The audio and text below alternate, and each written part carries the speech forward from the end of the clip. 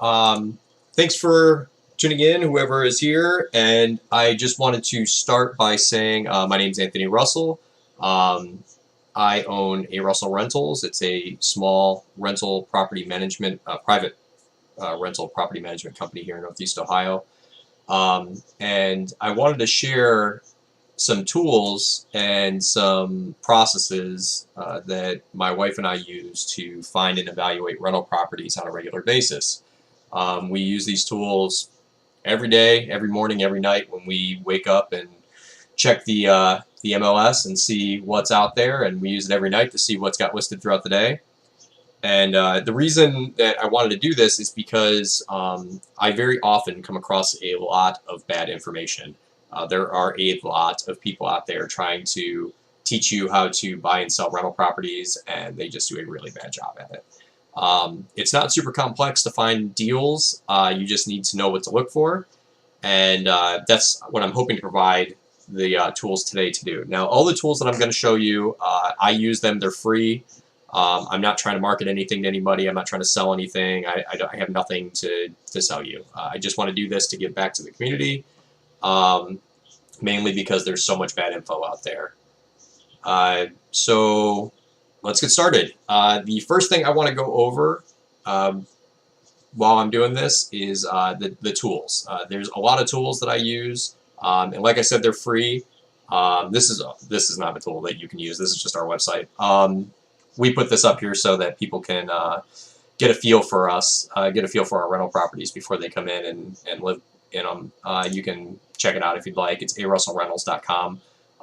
We constantly are fully rented. We very rarely have vacancies. I think I did the number once, and in the last like 8 years, we've had like a 2% vacancy rate or something like that. So we keep a very low vacancy rate. These aren't all of our buildings. We actually have 4 buildings right now, 14 units total, and we're looking to grow. We want to try and actually grow that number up to 20 units this year. So we're definitely in the expansion phase still. And all of our buildings are profitable. They're very good buildings, and all of our tenants are happy.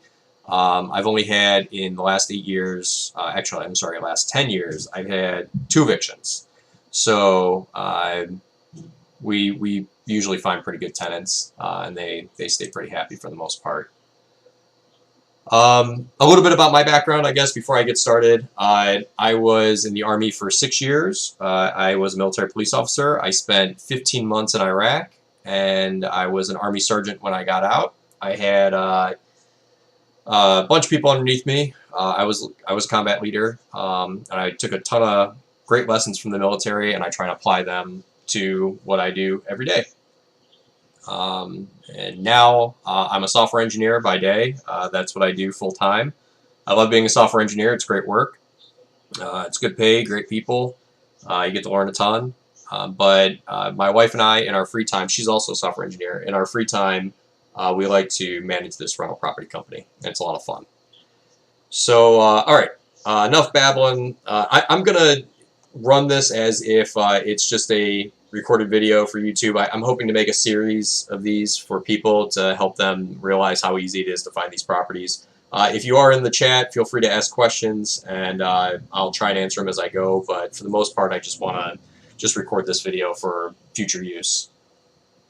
Okay, so let's look at some of these sites I have pulled up here. So when I am getting ready to sit down and start hunting for rentals, I like to know what areas I want to target beforehand, obviously, and I like to have a general idea of how much I want to make per building. I know that's hard when you have never done it before. It's hard to know what neighborhoods are good, what neighborhoods will rent well. It's hard to know what neighborhoods will have a decent rent, what neighborhoods you're going to pull good tenants. It's hard to know those things. And I unfortunately I can't solve those problems for you. You have to get out there and be part of your local community. My wife and I are part of the Lake Erie Landlords Association here in Ohio, so we get to network with other rental property managers there.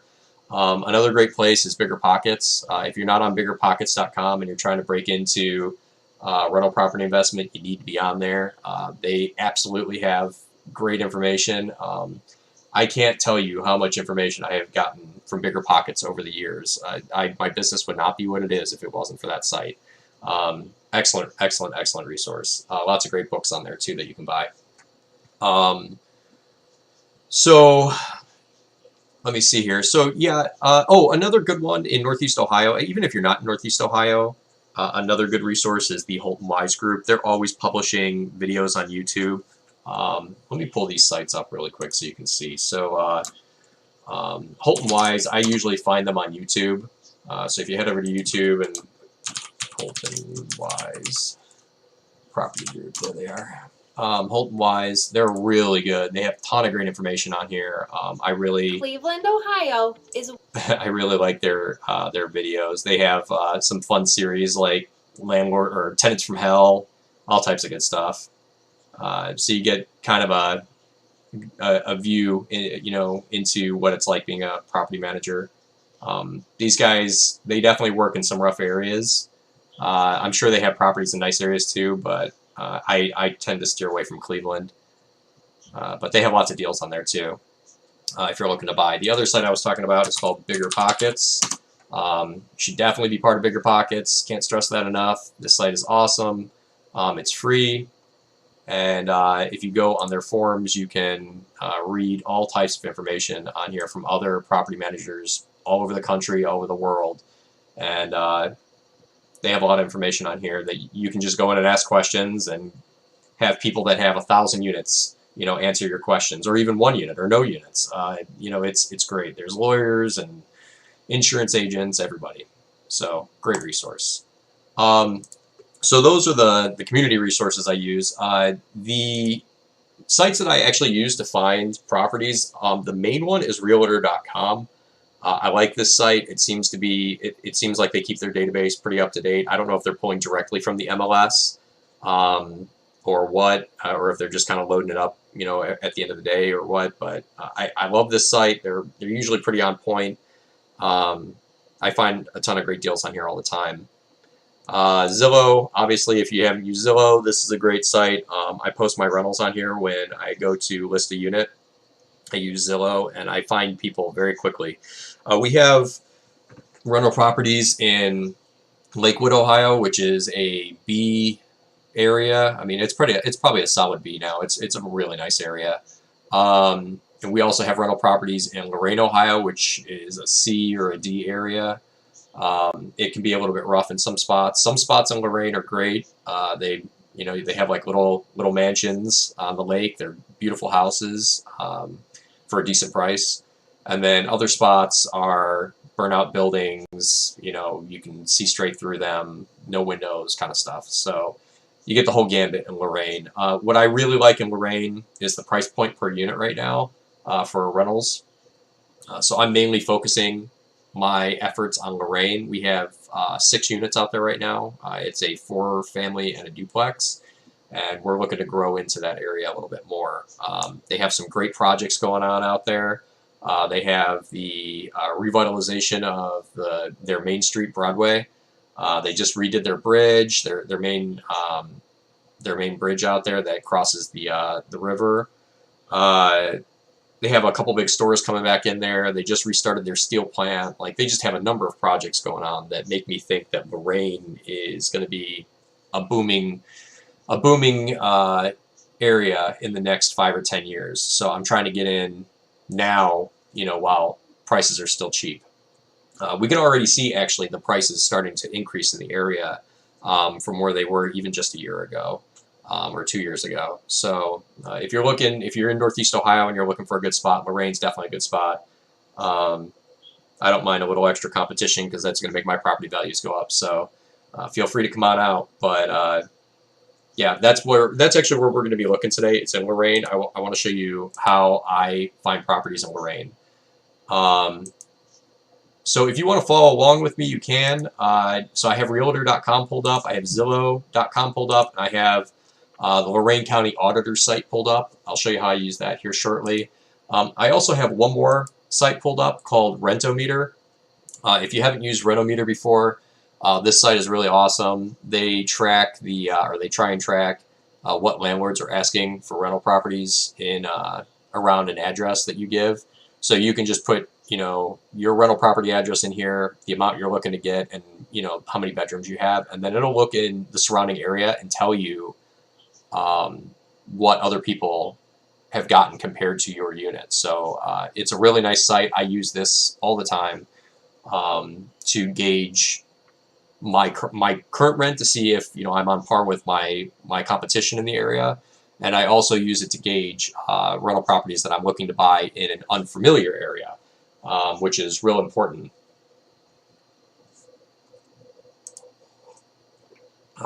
Okay, so let's go ahead and get started with finding some properties. So the first thing I want to do is I want to put in Lorain, Ohio, because that's where I'm looking. And I'm going to hit search. And it's going to pull up this little view. Yours may not have the map. I think that mine defaulted to the map because I pulled it up before, but there's a little map button in the top right, usually. You definitely want to look at the map, kind of give you an idea of where everything's at. Now, this is going to return every property for sale in Lorain. And I don't want every property. I actually have a very specific idea of what I'm looking for. If you move the map, it goes outside of your boundaries. So you can do that too. That's not a big deal because we're going to filter it all here in a second. I actually have very specific requirements of what I'm looking for in a property. I want a property that is a multifamily. I want a property that is not contingent or pending, which means that somebody has already put an offer in on it. I want a property that's under a certain price point. So they have these filters up here at the top that you can use. The first thing I'm going to do is set multifamily because that's what I care about.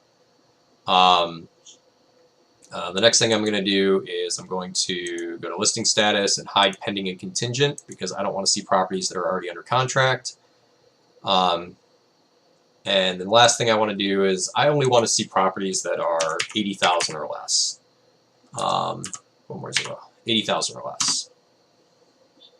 Okay, so as you can see, that weeded out quite a bit. Now, what you can do with this, what's nice, since it automatically looks outside your boundaries, is if you're not familiar with the area, you can put your criteria in like that and just zoom out and see where the hot spots are for what you're looking for. So here's Lorain. So we own properties in this area up by this little cluster, and then in Lakewood we have properties in the center and over here on the west side of Lakewood. Let me tell you, if I could find properties like this in Lakewood, I absolutely would. The problem is that Lakewood is super, super overpriced at the moment. I wouldn't buy anything in Lakewood. It's just people are asking insane prices that are just unsustainable for real estate investors. You'll notice that right outside of Lakewood, there's some properties that fall into this range. I have gone to look at a couple of these. They're not great. Yeah. I mean, there's some nice areas up in here, but it's spotty. It's definitely a good spot to buy if you're willing to deal with a little hassle. You definitely find some good deals, and the rent is there. It's just not something I want to deal with. I want to try and keep our properties together. So, like I said, I have a couple here in Lakewood that we keep together, and then we're focusing on Lorain right now. We want to try and get a good footprint in Lorain. So, here's some results that came back, and they're in our price range. So now at this point, I would just start clicking through them and seeing, if anything looks good to me. So I'm just going to start up here at the top, and we'll start with this one. So I haven't really looked through these that much yet. We haven't been buying. We haven't been trying to buy the last few weeks, so I haven't really looked at any of these. I don't know. There's probably some good deals in here. There's probably not. We're going to find them together. So let's look at this first one here. Let's see here. It's probably a duplex. Let's take a look at the pictures. Nice wood floors. Nice walls. More nice wood floors. Looks like it's got a backyard there. Bathroom looks nice. Looks like they redid the bathroom. Looks like nice flooring. I don't know if that's vinyl or tile. I can't really tell from this picture. They got a new vanity in there.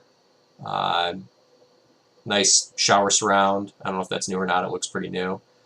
And I can't tell if the toilet's new or not, but one of the things that I like to do when I first take over a property is I swap out the toilets and I swap out all of the faucets because it'll save you on water cost. And regardless if your tenant's paying the water or you're paying the water, you definitely want to make sure whoever's paying it is paying the least they can, because if you're paying the least, then you make more money. If they're paying the least, then they're going to stick around longer. So yeah, that's something I like to do. It's a small investment. Toilets are like $80 and they're really easy to put in. You don't need to hire a contractor. You can do it yourself. Faucets are very easy. They're usually like $30 a piece, $30-$40 a piece, and they're really easy to put into. Some more nice pictures, a blurry one that looks like it's going into the basement. Looks like they got some type of shed out there. Roof looks okay. Might need to get a better look at that. So these look like total hardwood floors. Really nice. I can't tell if that's tile or not, or vinyl. Looks nice though. I mean, I could definitely rent this unit just the way it stands, it looks like. Oh, there's some carpet.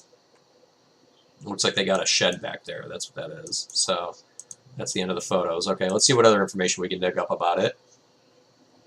So it says it's a multifamily. It was built in 1967. It last sold for $77,000 in 2009. So whoever's owning it is selling it right around the same price they bought it for, seemingly. It's been on the market for 58 days. That's important. Why is that important? Well, it could either mean that they're asking too much for the area. It could mean that there's some hidden problem with the property that they're not showing in their pictures, or maybe they'll say it in their details. Either way, the longer a property is on the market, the better it is for you as a buyer, especially as an investment property buyer. A lot of people get scared away when they see these things sitting on the market for 300 days. But the fact of the matter is that any major repair, I mean, even if it's a roof, like $10,000 for a roof, you can ask that. You can say, look, you've been on the market for a year. I know you're asking this price, but you need to come down. You need to come down in the price because I got to put a new roof on it. It's going to cost me $10,000, or your basement needs dug out, or whatever. You can use that as a leverage point, and I absolutely use that as a leverage point every single time I go into a deal. I prefer to find properties that have been sitting for a long time, just because I can get a great discount. So property details. It just says a very nice ranch duplex, nice to live on one side and rent the other. So I don't see any information here about it being currently rented. Maybe it is, maybe it isn't. It looks like that at least somebody's car was there. I don't know if that's the realtor's car or not when they took the picture. But it looked like the units were empty from the photos. So it might be empty, but a building like this, I don't see any reason you wouldn't be able to rent it pretty easily. And we'll look at the rent values here in a minute. Let's see what other information they have here.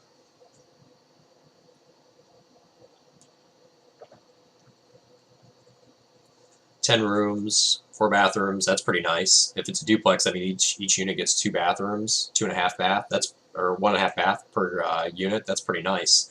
That you don't see that pretty often in a lot of units in these areas. It says gross income is 14,640. So let's figure that out really quick. So 14,640 divided by 12 months divided by 2 units. That means they're getting about $600 per unit, which is not bad. Not bad at all. We'll use that as a price point, or as a metric point here in a few minutes when we look at the other rent in the area. There's their annual tax amount. We're going to want to know that information when we do our calculations. That's pretty low tax. That's just a little bit over $100 a month, it looks like. Owner pays water. That's pretty common. A lot of these properties out here, they have one water meter. Some of them are split out. The 2 buildings I have in Lorraine have split water meters. The 2 buildings I have in Lakewood have 1 water meter. So the units that are split out, you can actually charge those to the tenants in the state of Ohio legally. I can charge the tenant for water. The water in Lorraine has to be in the owner's name. That's the law. They don't let you put it in the tenant's name. So you could get stuck with the bill if they choose not to pay, but I haven't faced that yet. So We're doing okay. In Lakewood, I have to pay the water every month, and I can't. It's illegal to split that apart. So you just have to factor that into your rent. I would say, on average, whenever I factor, we'll talk about this when we get to the spreadsheet, but I usually do $50 a unit whenever I'm doing estimations. $50 a unit is a little bit more than what you'll likely pay in water, but I mean it's usually going to be right around there. So that's a good data point when you're trying to figure out what utilities cost. That's about all the information we can get from this. I mean, they have other information in here if you're interested. You can see when it's sold and how many times they've listed it. That's important. You can see if they've lowered the price. It doesn't look like they've lowered the price on this one. Looks like they've just listed it a couple times. There's no HOA. I would never buy a rental property with an HOA. I know some people care about that. This home insurance price, that's wrong. Don't use some of these metrics off of these sites. They're way off. Home insurance for a property like this is probably going to be somewhere between $50 and $70 for a rental property. $20 is wrong. Property tax, it says that it's $100, or it says it's $99 here, but I'm pretty sure they just said they were paying over $1,500 a year. So $1,500 divided by 12 is over 100. So this is probably a little off, but we'll fix that. Their principal and interest calculation is probably correct. Your interest rate is going to highly depend on you. Right now, I can find loans for small properties probably right around 5%, maybe a little bit lower, maybe a little bit higher. It depends on where banks are that week with their interest rates. I have a bunch of loans for different interest rates. It just depends when you get them. But I think right now 5 to 6% is probably fair for an interest rate on a 30-year conventional loan. So that's all the information we're going to get from that. I like this one. Let's actually use this one to evaluate. So I'm going to pull out my spreadsheet here, and we're going to start getting some information. So the first thing we want to grab out of here is the asking price. They're asking $79,900. We know that the building taxes were, how much were those things?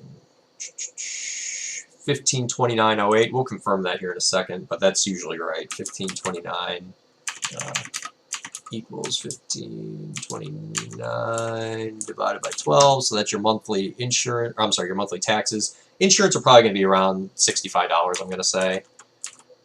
We know the owner pays utilities, so that's going to be $50 that I estimate for water times 2. We know the owner pays the water. It doesn't say anything about any other utilities. We're going to assume that the tenant is paying the electric and gas. That's pretty common. I would not buy a building where the owner pays everything. Just not going to happen. And the building looks like it's in pretty good shape. I don't see any repairs that need done, so we're going to mark known repairs as a 0 for now. That'll probably change when you actually head out to look at the building. So the next thing we need to look at is comparables. Comparables are other buildings that are very similar to yours that have sold in the last year or so. So to do that, I'm going to head over to Zillow. So we want Lorain, Ohio. And we want to look at this area up here.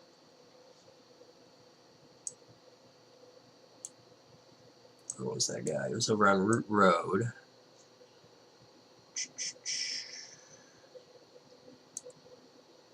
There it is, Root Road. Okay. Zoom in here. Oh, it looks like I already have some stats in here. Okay. So we want 2 baths. That's fine. 4 beds. That's going to be most duplexes in the area. So we'll look at these. So this is on Root Road. This actually looks pretty close to the other one, the one that we're looking at right now. So let's look at this one. This one sold recently for $88,000. It said, yeah, this is right by the one we're looking at. It's multiple occupancy home, 4 bedrooms, 3 baths. Last sold for 88. Looks like it's a duplex. So that's a little bit above what the asking price is for the one we're looking at. That's a pretty nice house. I don't know if it's the one on the left or the one on the right. It's going to be one of those. But those are both duplexes, you can see. Those are nice little houses. I wouldn't mind owning those.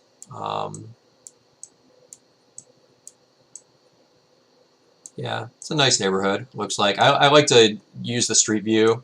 I mean, anything that can save me time before I actually go out there, because if you do this, if you're a real property investor, like, you're going to look at a ton of houses and you're probably not going to buy any of them. You know, you might buy one. You're going to look at a ton of them, and most of them are going to be just garbage deals, so you're not going to buy them. That's something you want to think about. So before you go out there, you want to try and eliminate as much as you can. But these, I mean, these look pretty nice. I don't see any issues with these so far. Looks like there's a lot of duplexes down this road, which is good. That means it's a rental area. It's what we want. Let's see here. Okay, so that's one of them. 88,000 for that one. Let's mark that one down. So one for 88,000, and then let's look at that other one that was like right next door. Yeah, okay, so this looks like it's the one right next door to it. 89,000 it sold for. Same deal. It's multiple occupancy. 4 bedrooms, 3 baths. So these look like they might actually be a little bit smaller than the one we're looking at, and they actually got a little bit more. That's important to look at. It's important to look at what people are actually getting, not what people are asking. Because if you look at what people are asking, you know, I can ask $10 million for a property, and it might only be worth 50,000. But when they show it on the MLS, it'll show us 10 million because that's what I listed it at. It doesn't necessarily mean I'm getting that. It doesn't mean that's what people are paying. But that's what you want to look at. You want to look at what people are actually getting. So if we zoom out a little bit, you can see up here near the lake, people are getting significantly more. I wouldn't really consider those comparables to ours because they're going to have lakefront property. We don't. So that's a big deal. It looks like all these duplexes in here that are inner city, or I'm sorry, not inner city, but closer inward, they're priced around the same. Here's another one for 78. This is probably a fair price. This one, actually, I don't think this is a multifamily. It's listed as a multifamily, but it doesn't say anywhere here. Yeah, it says single family. So these sites aren't perfect. You're definitely going to run into that. You need to make sure you're watching for that. Yeah, that was a single family. What is this one? This one's probably a single family. But I think we have two good comparables right here, right next door, and they both sold for that price. So we're going to go ahead and say that that's what ours is worth. It's worth right in the 80,000 range. So they're probably asking a good price for it. Let's go over to the county site and see what the tax information is. We're going to validate that. So pretty much every county, as far as I know, every county that I deal with, you can go to their county website and look up the tax information for every property inside that county. I like to do this to figure out, one, what the taxes are going to be. I like to see, if there's any information about the property, like have they, sometimes they'll put, if there's like fines on there, constant fines and stuff. You can see if there's, if there's outstanding tax bills on there. That's important because that could be a negotiating chip. So when you go into actually make an offer, you can say, oh, well, I know you've only been on the market for 15 days, but, you have a $10,000, taxes due on this property. So, maybe they're going to be more pressured to make a sale because they're trying to get that off their books. So that's something to think about. Let's look at this one and see if there's anything out of the norm on this one.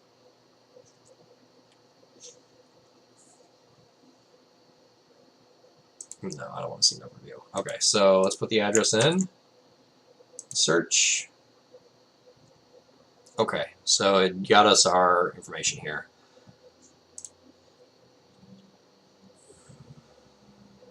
Okay, so there's the there's the property, there's the parcel. It's got the right picture. There's the right address. So it's got, if you notice, it's got a different address. A lot of these duplexes have two addresses. So 620 is probably the lower one. 622 is the upper one. Or I'm sorry, not upper and lower, but it's the one unit, probably the left unit and the right unit. There's your land value, total market value. So on here, you can see that the gross full year taxes is 2,700 or 2,765. They have a state credit. They have some other credits, owner occupied credit. So if you're not planning on living in it, you're not going to get that credit. That's something to keep in mind. So their net tax for the year is 1,706, which is a little bit higher than what they reported on the listing. Shocking, right? So let's go back in here and fix this to have the correct number.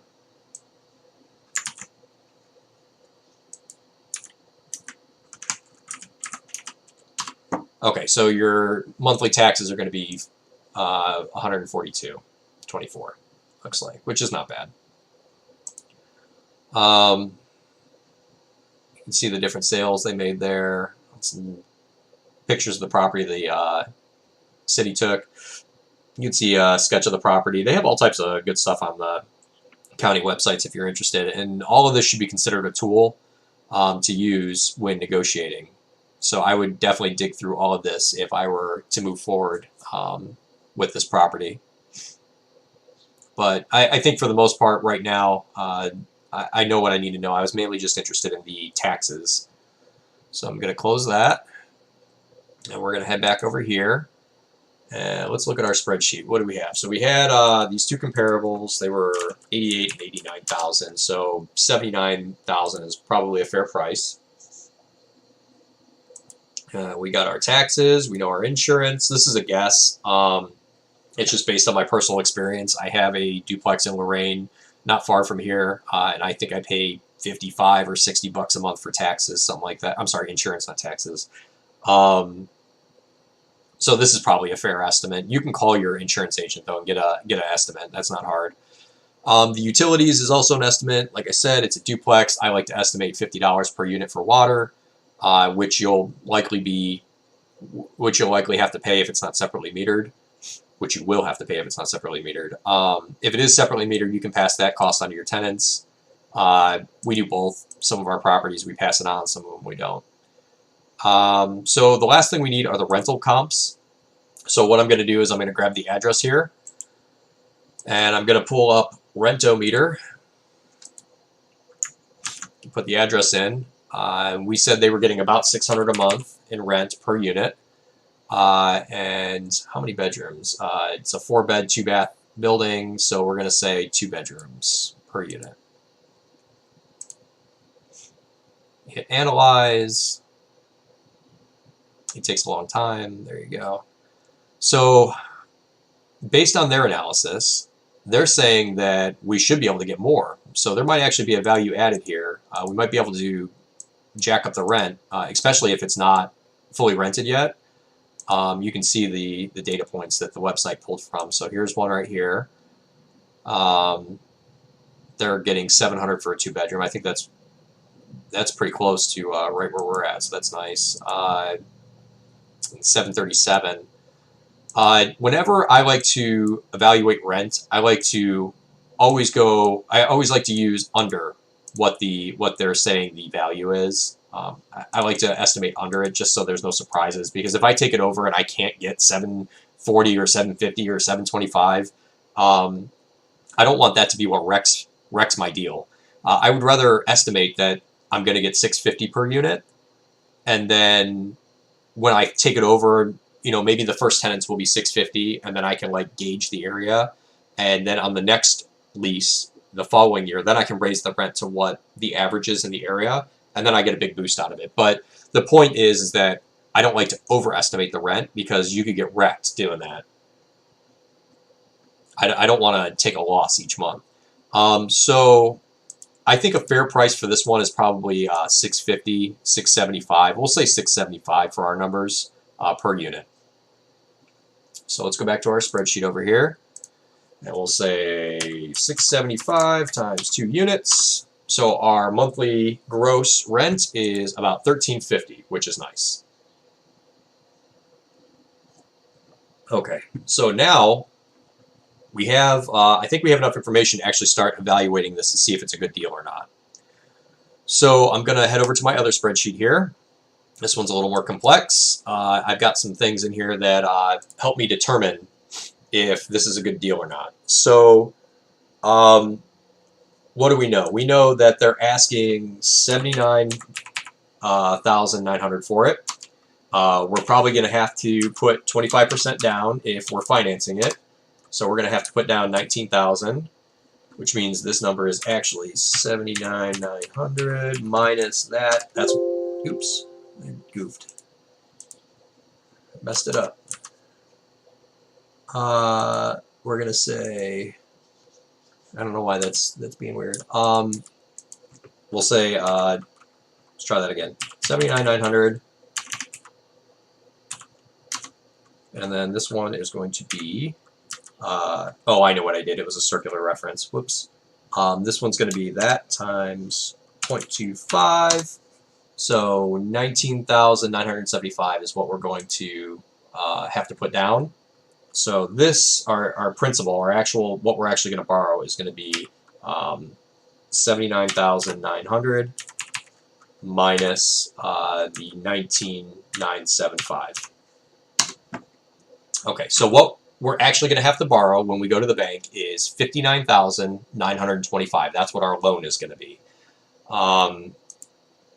So now we need to fill in the taxes and insurance so we can figure out what our monthly payment's going to be. So the taxes are going to be $142, and the insurance we said, what, 65 I think is what I put in here. Yeah, we said 65 for insurance. Okay, so we're looking at a monthly payment of around $566, which is not bad. So just real quick, I want to recap because I know I goofed for a second there. So the owner is asking $79,900. When we go to a bank to get a conventional 30-year loan on this, if we're not going to be living in the property, we'll likely have to put 25% down. So that means you're going to have to bring $19,975 to closing. So to figure out what your loan is going to be, it's going to be the asking price minus, the money you put down, or 75% of the asking price, however you want to look at it. So that's our principal. The taxes, we got that from the county site, and the insurance I estimated based on prior experience. We're saying that we're going to have a 6% interest rate, which is probably fair. And this is going to be over 30 years. It's a 30-year loan. And then this is a function built into Excel. They have you, it's the ability to figure out what a mortgage payment is. The function code is PMT. And then I have some other stuff in here that adds in the taxes and insurance. So if you'd like, you can copy this formula down and use it. It's really nice. It's pretty accurate. You can also find payment calculators online that'll do this as well. But I like to do it all in Excel since it's right here. Okay, so our monthly payment so far is $566. Then we need to come in and fill in our expenses. So I said it's going to be $50 per unit per month for water. We're going to assume we have to pay that. If we don't end up having to pay it, that's really nice. We're going to assume that we don't have to pay gas, electric, or trash. The trash is going to be included in the water in that city. So our total monthly expenses so far are $100. But then we need to account for capital expenditures, which I usually say are 10% of the gross rent. So capital expenditures are going to be what you put aside for repairs, your water heater, your roof, things like that. You just stick it in the bank each month and use it as you need to for repairs. That building looked like it was in pretty good shape. It's probably not going to need a ton of repairs. I think 135, putting 135 away a month is probably a good amount for that building. So that, that's going to end up being over $1,000 a year that you're putting away for repairs. So that means that our total expenses for that is going to be $235. And our monthly net, without a HELOC, because we're assuming we're putting cash down right now on this deal. So our monthly net is $548, which means that we have a 41% net to gross ratio, which is great. That's a good number. 41% is not bad. The buildings that I have are right about 40 to 45%. I like to see, there's a couple different ways that you can look at this. My biggest thing is that I don't work for free. I don't want to break even on these buildings. I'm assuming that I'm going to have to do work. I'm assuming that there's going to be some months where I get calls, in the middle of the night or whatever, and I have to go change a pipe, or I have to call a contractor or something. I'm assuming that there's something in there. I want to get paid. I want to get paid every month. Cash flow is king. You got to remember that. Cash flow is king. That's the only thing that matters when you're doing this. I don't take losses on properties. I've never taken a loss on a property. I've never taken a month where I haven't at least broken even. Even on my worst months, I've broken even.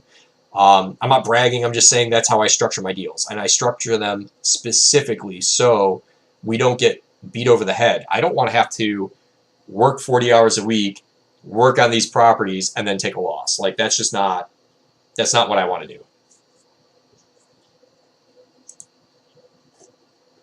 So the Biggerpockets podcast is great. I wanted to point this out because they have an easy way for analyzing rental properties here. This is a great website.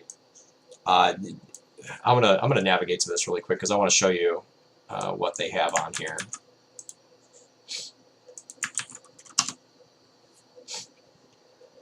So this is the how to analyze rental properties. This is a much more in-depth than what I'm doing today. They talk about the same things that I'm talking about. They have this 4-square formula that they use. I really like it. They have some forms that you can use, but they don't really cover actually finding properties, which is what I wanted the focus to be today. So that's what we're going to keep going with. I just want to share this with you because I've used Biggerpockets for a long time, and I have used this video. And it is great information, but they're going to cover basically the same thing I cover. They go a little more in depth. They talk about other sources of income like laundry units, and they talk about different ways to calculate expenses. But essentially, it's the same information, just a little more in depth. Okay, so is this a good deal or not? That's the question. Well, like I said, I don't like to work for free. I require that my properties do at least $200 a month in net per door. If it doesn't net me at least $200 a month per door in that building, what I mean by per door is if it's a duplex, there's two doors, 2 units. If it's a 4-unit building, then there's 4 doors, 4 units. If I don't get at least $200 per unit, then I'm not interested in that building. Like, I'm just not. Like I had just said, the building that we bought last year, we're doing $1,100 in net a month on it. So, that's over $250 per unit. What does that come out to? So that's $275 a unit that we're getting on that building per month in net. Now, we might have repairs that pop up, or, we might have landscaping that pops up, or something that goes outside of our CapEx, and we need to dip into that monthly net to pay it, to pay for it, which is not a big deal, because the building is still profitable. It's still doing well. I just want to make sure that that's my floor. Like, if I'm not making at least $200 when I'm looking at it, when I'm evaluating it right here, then it's not worth my time, and it shouldn't be worth your time either. It depends on where you're at and what kind of buildings you're looking at. $200 is my floor. If you're looking in California, it might be higher. It just depends on you and where you're at and what your requirements are. But your floor should not be 0 or negative. I've seen people make that argument. That is a dumb argument. Please do not buy properties that you lose money on. I hate it when people do that. I mean, I guess it makes sense to some people because they're chasing appreciation, but don't chase appreciation. It's not guaranteed. The market can turn. It can go down. It's much easier to rent units than it is to make your building appreciate.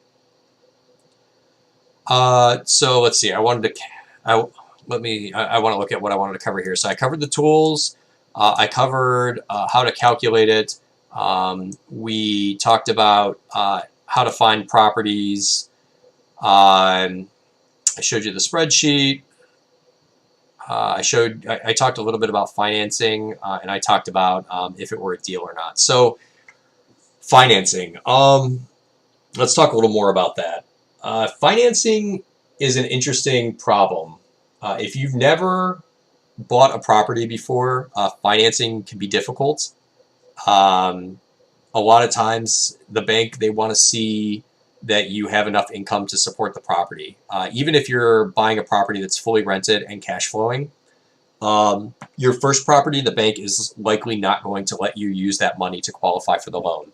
So if you're trying to buy a $300,000 property and you only make, $10 an hour, and the property is fully rented and cash flowing, the bank is probably not going to give you a loan for it. You need to have an income high enough to buy your first building. Now, your first building, you should start out small. Just start out with a duplex or a triplex or a four-family. Start out, small, and learn if it's for you. Learn if being a landlord is for you. It's not easy work all the time. It's never hard for the reasons that people say it's hard. People always say it's hard because, they don't want to get a call in the middle of the night for a toilet. Well, guess what? I don't either. And nobody wants a call in the middle of the night for a toilet. And in fact, the entire time, I can promise you that the entire time that I have been a landlord, I have never, ever, ever gotten a call past 10 o'clock for a toilet, ever. Ever. Like, it's not something that happens. Usually tenants will wait until the next day anyways because, your tenants aren't usually assholes. They will, sometimes they are, but even if they are, they will wait until the next day because they don't want to call you and make you mad. So, I've just never had an issue with that. I've never had tenants call me in the middle of the night. To be fair, though, I take care of my properties. If there's an issue, I don't put it off. I fix them immediately. If a tenant gives me a call in the middle of the day, and says, hey, I got a problem or whatever, I'm over there as soon as work is over, because I work a 40-hour-a-week job. As soon as my job is done, I go and fix the problem. I go over there and I fix the toilet or I fix the sink or whatever. To give you an idea of how frequently that stuff happens, we have, like I said, 14 apartments, and maybe I get a call once a month. Maybe. It's usually pretty rare. When it does happen, though, a couple of them can pop up at once.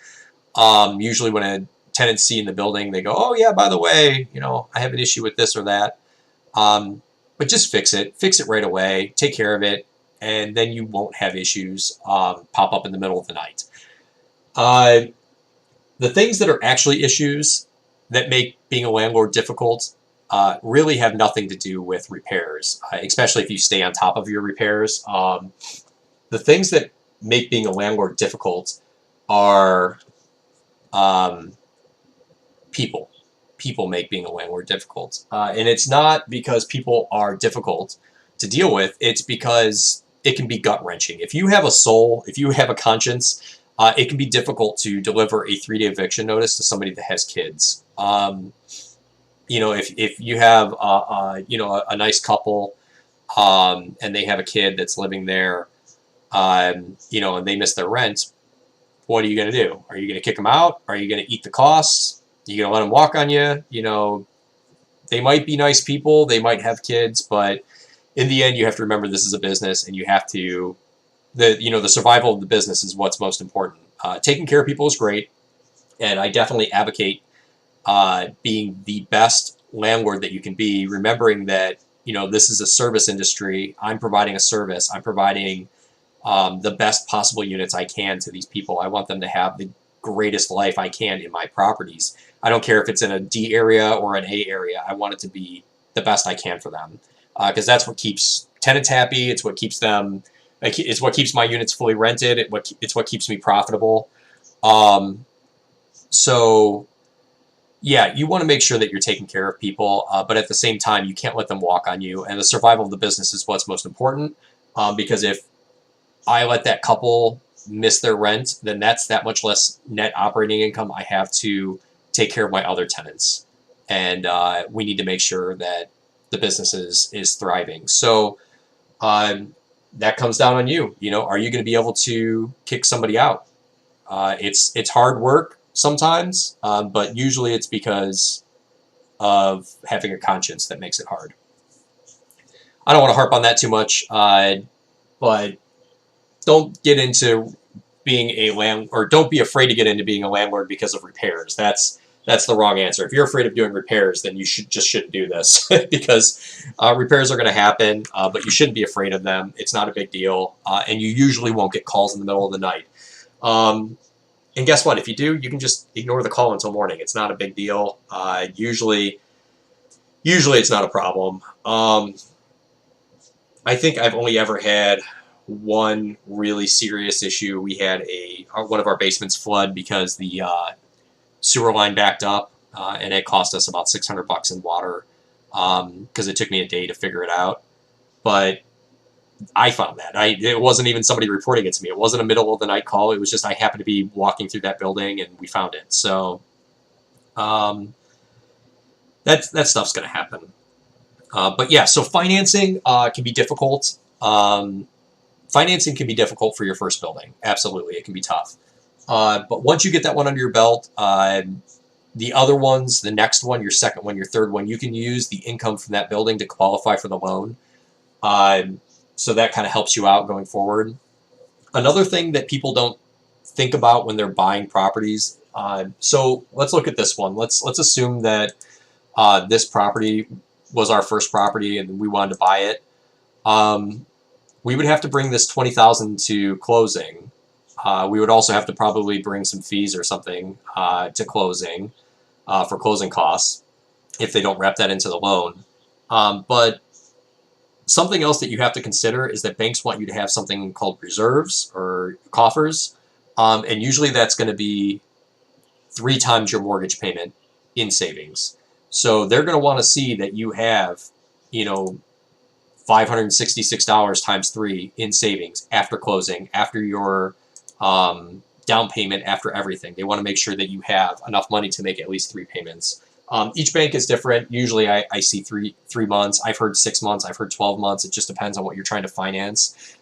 We were trying to finance a commercial building earlier this year, and they wanted us to have 12 months. It was either 6 or 12 months. It was some crazy number. 12 or 6 months of reserves for every property that we have in the bank, plus the down payment. So they wanted us, I don't know. It ended up being like $30,000 or something that they wanted us to have in savings, just sitting there for just emergencies, just as an emergency fund, which isn't horrible. It's fine to have that stuff, but you'll see that when you do this, you tend to sink a lot of that money back into the business, because once you get going with this, you realize really quick that money sitting in savings is just like dead money. It's just not doing anything. It's just sitting there dying. So I want it in the market, I want it. If I have $30,000 in the bank, I'm going to buy a property with it. I'm not going to let it sit there in the bank. So that's something to think about when dealing with financing. That's if you're doing 30-year conventional loans. Another fun way to do financing is FHA loans, but you're not going to be able to get a loan on a property that you're not going to live in with an FHA loan. FHA loans require that you live in the property because they're government-insured loans. So you're going to have to find a property that you can live in if you're going to go down that road. That's called house hacking. It's great. I've done it 3 times now. Our first building was a duplex. We house hacked that one. We put, I want to say, like 3.5% down on it. And then we lived in it. And we lived in it for a year. And then we sold it a year later. And we doubled our money on it. I think we bought it for 43 and we sold it for like 82 or something like that. It was crazy, crazy numbers. The second building I bought was a 4-family. And I house hacked that one as well. That was also that was a VA loan. I used a VA loan with that one, which is similar to FHA, but it's a little more strict. I want to say I didn't put anything down because VA loans, I don't think they require you to put anything down on them. That was a really great deal. I loved using my VA loan. I actually still have that building. I haven't refinanced it yet. But yeah, I lived in that building for about a year. These loans, they require you to live in the building for a year before you can move. That's part of the loan. So the first building, we lived in it for a year. we lived in it for a little bit over a year, and then we sold it. The second building, my four family, one of my four families, I lived in it for a little bit over a year. I want to say like 14 months, and then I bought another four family with an FHA loan, and then I moved into that one. So I've actually house hacked 3 times, and I still have those 2 four families. I still live in one of them, and it's amazing. I love it. The tenants pay the mortgage, and I essentially live here for free. And we make money on top of it. This building actually has a net positive return that falls within my guidelines. So, yeah, house hacking is a great way to go if you can do it. I definitely recommend starting out that way, because then you're, boots on the ground. You can see the kind of crap your tenants are getting into. You can make sure you stomp it out before there's any big issues. It's a great way to learn how to be a landlord, house hacking. And then the third and fourth building we own, the third building is a conventional loan, which is very similar to what I outlined in this spreadsheet. We paid 45 for it. I'm sorry, no, I lied. We paid 90 for it. Yeah, we paid 90 for it. I put 23 down. We put 20 into it for repairs. So in total, I want to say I invested about 43. The building is worth about 150, so we could definitely sell it today and net probably about 40 or 50,000 on it if we sold it. But I don't plan on doing that. I want to keep it and hold it because it's a great income producing building. I think we're doing like 45% net margin on it, so it's a great business to be in. It has its ups and downs. But yeah, we used a conventional loan for that one. And then our fourth building, the reason you see HELOC calc on here is because I actually used a HELOC on one of my buildings to buy my fourth building. We got a HELOC for $100,000 on the building I'm currently living in, and then I used it to make a cash purchase of a duplex. Now that duplex, we bought it for 45. It'll do, I want to say $1,300 a month in gross rent, and the monthly payment on it is, I don't know, like $400. It's really low. But we're actually taking all the profits from that building and sinking it into the HELOC to pay the HELOC off as quick as possible, so then we can use it again. So the HELOC, if you're not familiar with a home equity line of credit, it's essentially turning the equity in your house into a credit card, so that you can buy things with it. Now you could use that HELOC to go buy a boat or whatever. I don't recommend that. I think that's a stupid idea. I would never spend my HELOC on anything other than income producing properties, or income producing investments, I should say. But that's just me. I mean, I don't like taking on debt unless it's earning me money. So yeah, we used our HELOC to buy a property cash. That was our fourth one. It was a very big rehab project. I had to let some people go out of it. That was a very gut-wrenching process, having to let a couple tenants go out of there because they were a couple senior citizens with a autistic child. But they were living in, the previous owner did not take care of the property. There was a bug infestation. I couldn't legally let them live there. It was a health hazard. So as soon as I took the property over, I issued them notice that they had to go. So then we went in there and rehabbed the property, and it's looking pretty good now. But yeah. So let's see. We talked about financing. We talked about hunting. Maybe I'll go over. We'll find another property. Maybe let's look for one more before I end the stream. I just want to make sure that the process is clear. So. Let's see if we can find one more. So that was a pretty cool deal. I don't know if I would buy that one personally. $548 is not bad. That's over $250 per unit. That meets my minimum requirements. But for this area, I personally am only paying between $20,000 and $27,000 per unit.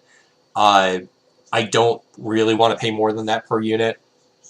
So I would need to knock them down on this price quite a bit for a duplex. I would probably go down to 60. This property is probably worth 60. I would need to go look at it And from an investor standpoint, because they're asking a market price, they're asking market value for this. I probably would pay 60 for it, which would adjust the numbers a bit more. Let's see what 60. If I can get it for 60, that means we would need to put 50 down.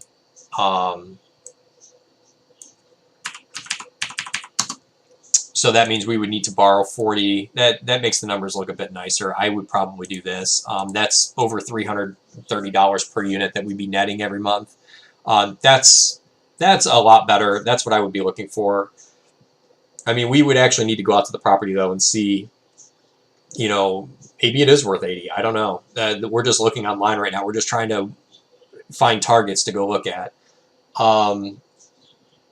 Maybe when I get out there, it is worth that. I don't know. You know, this cash on cash return, that doesn't look right. Oh, it's because it's off of that. Okay. Yeah, and it's annual. All right. I just want to make sure I'm not giving you bad information. So yeah, I mean, if I could get it for 60, I probably would do it then. These buildings, they're more risky in Lorraine. I'd like to net a little bit more, as much as I can. So I would probably try and target 60. They might counter 65 or 70. So keep that in mind. That kind of stuff is going to happen. But you need to actually go out to the property and look. This is just kind of like back of the napkin calculations to determine if we're actually going to go look at a property or not. If it's not getting at least 200 a month in net, I'm not going to go look at it. I would definitely go look at it with the numbers that they're asking. I mean, they wanted 79,900 for it. You know, these are not horrible numbers. It's just from, you know, for our business, these don't work for us. We would want a little bit more, but maybe for your business, this number works great. That's not a bad paycheck, especially if the building is in great condition. Taking home $550 a month is not bad. I would definitely take that. But we're trying to build our business to a point to where we can hand it over to a property management company one day and just collect a paycheck. So we want to net absolutely as much as we can per unit. So let's see if we can find one more. So there's lots of properties for sale out here. Here's one for 39. Now I have trouble believing that this is a duplex. Let's actually look at it. Because remember, I selected multifamily. Oh man, this thing looks like garbage. This is a hot mess. Look at this. You can see the siding up here is like wrecked. Siding down here looks like they spray painted it. This is all destroyed. That's going to be some work you need to do. Let's look inside. Oh yeah. Oh yeah, look at that. I would not buy this. I mean, maybe it's a good rehab project. I don't know. It's not for me. It's not what I want to do. I'm not even going to evaluate this one because this looks like garbage. This is a dumpster fire. I would not buy that one. Let's look for another one. You're going to see a lot of those, especially in Lorraine. The worse the area, the more garbage you're going to see. This one has been on the market for quite a while. I tried to get in on this one. The owner isn't actually interested in selling. I think this one we went and looked at too. I gotta see the backyard. There was one that we went and looked at. No, it's actually not this one. This one's way too nice from the outside. There was another one we went and looked at right down in this area. It was right over here. They must have sold it, or maybe it's not on my scale. Either way, there was one that we went and looked at over here. It was horrible. There was like a junkyard in the backyard. It was super disgusting, and the tenants wouldn't even let us in to come see the property. So we weren't even able to go inside. Oh, you know what? There's a really nice one I want to show you down here. This one for 59. I fell in love with this property. I was heartbroken that I didn't actually end up following through. They don't have any pictures of the inside, but the inside of this property is gorgeous. And the outside is gorgeous. Look at this place. Very nice property. And if you look, if I'm correct, this one's right across from a park. Yeah, look at this. Your tenant walks out the front door and they have a giant park across the street. Like, this is a great location. I would love to buy this one. However, there's something hidden here. that you can't see that we found when we went and looked at the property. You can't see it from the outside, and you can't see it from those photos. But right behind this stairwell, right back there, there is a giant crack in the foundation. Like the wall is just like wrecked. It needs to be dug out and replaced. And I mean, you're talking probably $10,000 of work, which drastically changes things. This property, the inside was very nice. One of the units needed updated. It wasn't a huge deal. You could probably rent it actually in the condition it was in. I would update it a little bit. Probably the kitchens at least needed updated. I think the bathrooms maybe needed updated. At most, you're looking at maybe $4,000 or $5,000 per unit, and this building would be amazing. But like I said, that foundation issue, it throws the numbers way off, and that wasn't for us. We didn't want to have to deal with that, so we passed on this building. But man, was it nice. I really love this one. That was heartbreaking that we didn't end up doing that one. Especially with the garage and everything, little off-street parking, great deal. But yeah, that foundation issue was a no-go for us. Here's another fun one that we went and looked at. So this one, $69,000, right? And I want to say this is like 6 units. 6 units, okay, for $69,000. That's a little bit over $10,000 per unit. Now you're probably saying to yourself, wow, what a great deal, $10,000 per unit. Why wouldn't you buy that, Anthony? $69,000. You buy it cash. Put some money into it. Well, the problem is this building needs to be condemned.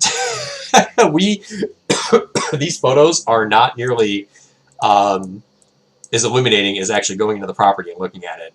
This building needs to be condemned. It was a wreck. There's no way they're ever going to get $69,000 for this. Ever, ever, ever. It's just not going to happen.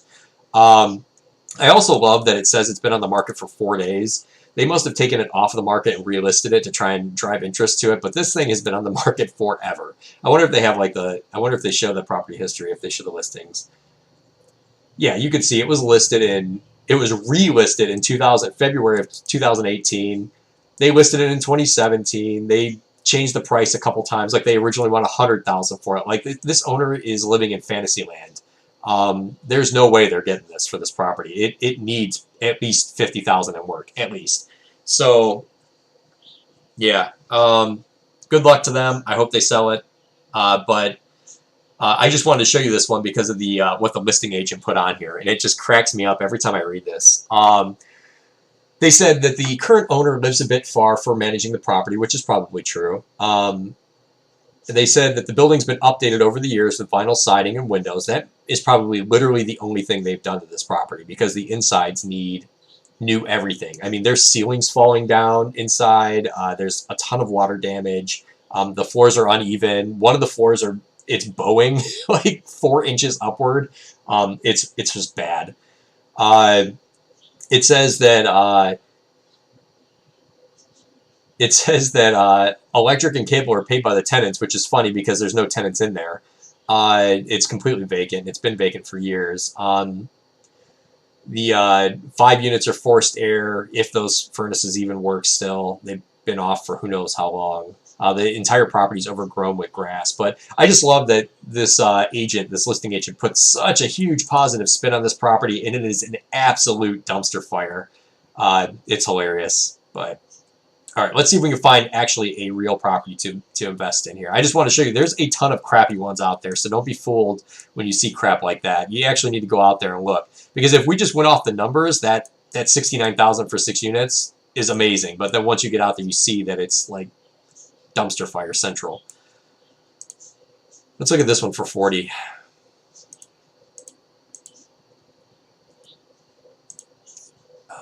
It doesn't look like there's any indoor photos. Outside, it doesn't look too bad. Looks like maybe some siding work, maybe some paint. I don't know what the heck that is up there. Maybe they did some patching. I don't know. We can see it looks like newer windows. That's nice. You definitely want to aim for properties with newer windows. It'd save you a ton of cost. I want to say it's like $250 a window. And most places will not come out unless you have at least 3 or 4 windows that you're replacing. So keep that in mind. Let's see what the details are on this one. Oh, okay. Well, there you go. this owner is only interested in selling this property with 9 others in the portfolio, so you're not going to be able to buy this one by itself. So good luck with that one. I mean, there's people that buy entire portfolios. I'm not one of them. I don't have pockets that deep. I wish I did. Let's see what else. I want to say there was some down here. This is not a bad area. So this is one of those spots where it goes from ugly to great really quick. I know that over here near Fulton Road, this is like, or I'm sorry, maybe it's a little bit further west. Yeah, over here, this is like a really garbage area. Maybe it was Fulton Road. I got lost over here by accident once when it was actually the day that we were going out to look at this 6 unit. I like to drive around the neighborhood before I stop and actually go into the property. And I made the mistake of driving over here. There's like burnout buildings and all types of crap over here. This is not a good spot. However, this area is very nice. I would definitely buy over here. Some of these properties over here are great. 69,000, I would absolutely believe that these are worth it. This one for 65 might be worth it too. They only have one photo. Looks like new siding. It's not bad. Same deal as last time. 4 bed, 2 bath. Full basement, washer dryer hookups. It's got hardwood floors. This is key right here. Both units have constantly been rented out at $575 per month. Oh, but has been cleared for tenants to prepare the property for the market. I don't know why they did that. That's dumb. I would prefer the property be occupied. They may have cleared those tenants out for a different reason. Maybe they had an eviction or something. I don't know. That's something you might want to keep an eye out for. But also, I wouldn't believe their numbers. I would say 99% of the time, anything in these listings, bullshit. It might be close, but it's more than likely bullshit. Listing agents will tell you anything just to get you in there. They are ruthless. You can see they bought it in 2014 for $18,000. So maybe they put some money into it, or maybe they're just trying to ride the appreciation. Let's actually work this deal here. And then I'm going to get out of here because I got other stuff I got to do today. So, 65,000 is the asking price. So let's go back over here. Let's clear these values out. So they're asking 64,900. We'll do the comps in a second. What are they saying the taxes are on this thing? Let's look at the payment calc. It's probably close. 136 they're saying for taxes.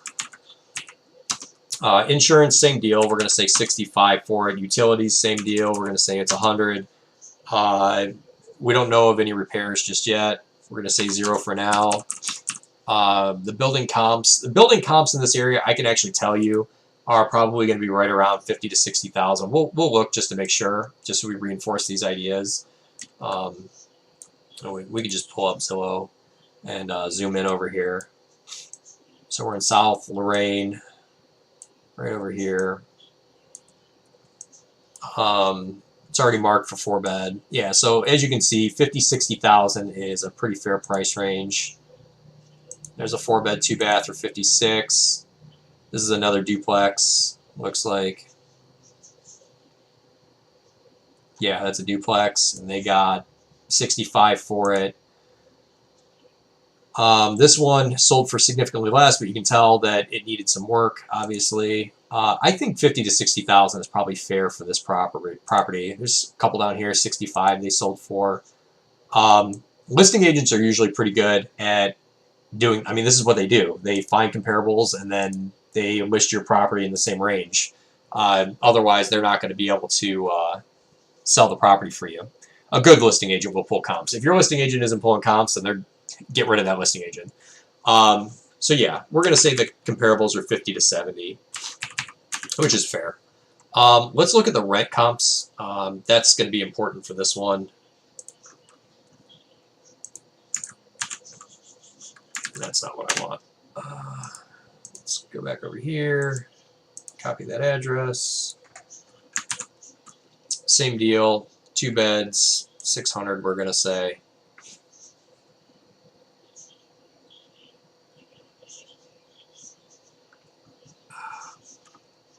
Okay, so it looks like the average in that area is 600. Like I said, I like to go underneath whatever the average is. I don't like to assume that I'm going to get that. It looks like people are getting more in that area, though. 595. I would say 550 is probably a good amount to estimate with. Or 575 is probably a good amount to estimate with. We'll estimate with 575. That looks like that's the middle of the ground here.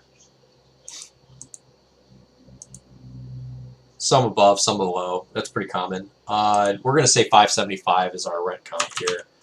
Okay, so let's go over to our worksheet and plug these in. So they're asking 64,900. That means we got to bring 16,000 to closing. So this is going to be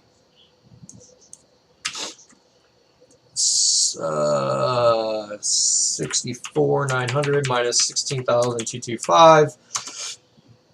That means we're going to finance it for 48 and a half.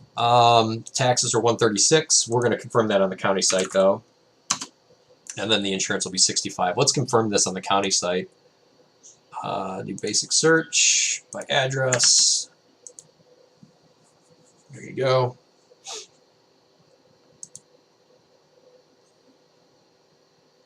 Now you notice the county site, they got some other photos here. I don't know if that's a gutter that fell off or if that's just part of the house. That might be something you want to look at. When you go to look at houses, maybe I'll do a video for that too. When you go to look at houses, you definitely want to walk around the outside. You want to walk the inside. You want to look at the foundation, the roof, everything. I have a DJI Phantom drone that I send up usually to look at roofs. I take it serious because it's a serious deal. You know, it's a third of the house. The roof is a third of the house, so we want to make sure that we're not getting screwed. So it looks like their net tax here is $1,600. Let's go ahead and figure out what that is monthly. Oh, wrong one. Let's do 1,600 divided by 12. 135. Okay, so those are our numbers. And we're going to say that we're going to get $575 a month for it, times 2, because 2 units. That means that we're getting $1,150 a month. The monthly net is going to be $442. That puts us right close to that 40% area that I like to see. I like to see somewhere between 40 and 50% for our net to gross ratio. And that's a 32% cash-on-cash return. So that means in 3 years, you're going to get back the $16,000 that you put into it, that's pretty good. Right now, the building that we bought last year, let me see. So we're getting $1,100 a month net in it. You multiply that out over 12 months. So 1,100 times 12 is $13,200 a year that we're getting in net. And I said we put $43,000 into it. So 43,000 divided by that 13,200 means that we're going to get our money back in 3.25 years, which is very good. And then in that meantime, the tenants are also paying down the principal for us, which is great as well. So that's something to think about. So yeah, 3-year cash-on-cash return, that's good. I mean, it's a good deal. You know, I would probably try and knock them down on that price. They're asking 65. We've seen other buildings go for as low as 50 in that area, maybe 55. We might want to go out there and look at what repairs need done. Go look at the water heaters. Go look at the roof. Go look at the foundation. It might need carpet and paint. There's usually a reason that they are not posting pictures. Keep that in mind. If they're not posting pictures and there's nobody living there, it's probably because it needs rehabbed, not because they cleared it out for a sale. You don't clear out why would you take an investment property and empty it before you sell it? I mean, as a buyer, there's nothing sweeter than coming in and making money the second you take it over. So my guess is that there's probably something in here that's preventing them from renting it. So that might be something you have to factor into the cost. I could see this playing out where I go in there, it's a dumpster fire, I offer them 50, we get it for 55, we put 10 into it, and then it's worth the 65. I could see that. And then that's not a bad deal. So if you like this, I hope you guys learned something. I hope that I helped take some of the mystery out of finding rental properties. This is not a hard process. You just need to trust your numbers. And after you do it a couple times, you'll realize that it's really not that big of a deal. If you have questions, please feel free to reach out to me. You can reach out to me on Biggerpockets. You can reach out to me on Twitter. You can reach out to me here. It's fine. I will answer whatever questions I can. I don't keep secrets from the community. Any good investor won't. They'll help educate the community because it makes us all better. And good luck to you. I hope that this helped.